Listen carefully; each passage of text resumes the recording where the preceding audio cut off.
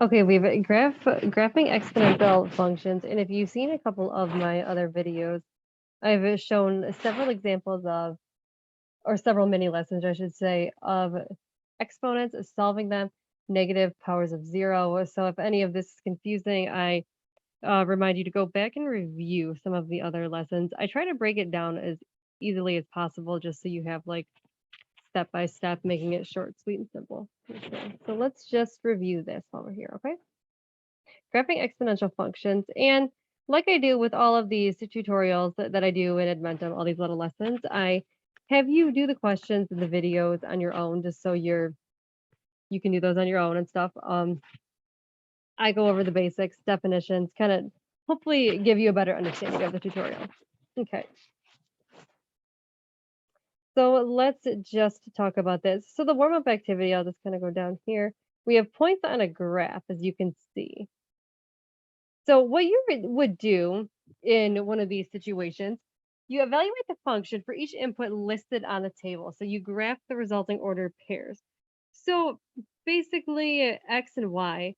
X is this line right here where it says x. And then y is the vertical line, f of x. Sometimes you see y referred to as f of x. That's okay. But let's just do this for an example. So look at this point right here. X is 0 because it's kind of at the corner. 1 is right here, that first point, but this is 0 because it's right on the line. So 0, and then if you look up, it's right at the point 1. So this is 0, comma 1. And that is how you figure out the points like this. The highest point, we're gonna go, let's see, X. We're gonna look at the line, and we know it's at 4. X is 4. And then go all the way up on the Y, and it's 16. So 4 comma 16. And that's how you do this one. Introduction. Let's talk about exponential functions. A function that includes the independent variable as part of the power in the exponential expression. Okay, so if you've followed some of my other lessons, I've had the exponents where it's okay, so you see the exponents 2 to the second power, third power, stuff like that. And as you can see in an exponential graph, it goes up, up, up, up, up. It keeps increasing. It's kind of what that means. So the numbers are going to keep getting bigger. The points are going to keep getting higher up on the graph, something like that. Okay, now exponential functions again. Let's check this out. So now on this graph, I'm going to point out real quick, this says y. So like I said, sometimes you'll see f of x, sometimes you'll see y. They mean the same thing though, so don't worry. If it's confusing, they mean the same thing. But x typically will always be x. Let's see what else we have on here. So look, we have the graph starts off in the negatives, it's low, low, low, and then it starts increasing, and all of a sudden, like it just shoots right up, and that's an exponential function. It just keeps going up higher. All right, so we have the point 0, comma 1. That is x is 0, again, because it's on the line, 1, because it's 1 on the y-axis. All right, now we have a domain and range.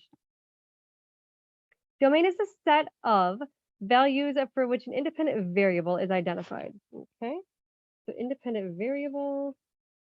Now let's go to the range. The set of values of a dependent variable for which the dependent variable isn't defined. So usually like you take the biggest number and then you subtract the lowest number, something like that. But the domain of this function is all the possible values of x or x values. So negative infinity to positive infinity means that it's just any number in that sort of range. And then the range of the function for the y values is 0, starts at 0, to positive infinity. It means it's just going to keep going up forever. Okay. Okay, so here we have asymptote, and then we have the intercept. This is the straight line that a curve it gets closer and closer to, but will never reach. So it's kind of like, let's just use this line right here. Not necessarily it'll be like the graphing line, but it'll get close to that line as it keeps going up, but it's not going to reach that line. Intercept is the point at which the graph of the equation crosses either the x or the y-axis. All right, so in this case, it crosses over here at 0.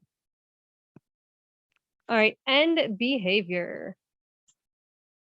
What is an end behavior? A description of the values of the graph as the independent variable approaches positive or negative infinity.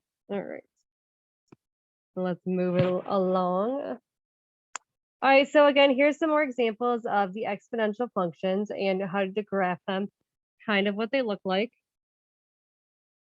Basically, they're increasing in powers like by exponents. So let's say 2 times 2, or 2 to the second, 2 to the third, 2 to the fourth, 2 to the fifth, something like kind of like that sometimes. Okay, so here's kind of another example of what it looks like. All right, so again, we're just going to leave the questions here. I'll leave that alone so you can figure that out. I basically just want to talk about some basics in the tutorial and just basically go over some of the definitions, like I said. So transformations, different lines on the graph. All right. Transformation, let's read that definition while we're at it. A manipulation of an object or curve by sliding, stretching, or compressing. So that means that we're moving the line, object, whatever it is, we're going to slide it, stretch it, compress it, do something with it. Okay, form. Now, this is just different examples of the equation, different equations, how to evaluate it, all that fun stuff. All right. So it looks like we got another question. Like again, I'll let you answer these questions on your own as well, just so you have a better understanding of everything. Vertical dilation. Now I'll show you the transformations, and I will do another like little lesson like individually on this stuff too. Transformation, vertical transformation, as you see the arrows, they go up and down. Okay, so transformation, when a function is transformed, it's going to go vertically. When it goes vertically, it's going to either transform up or it's going to go down.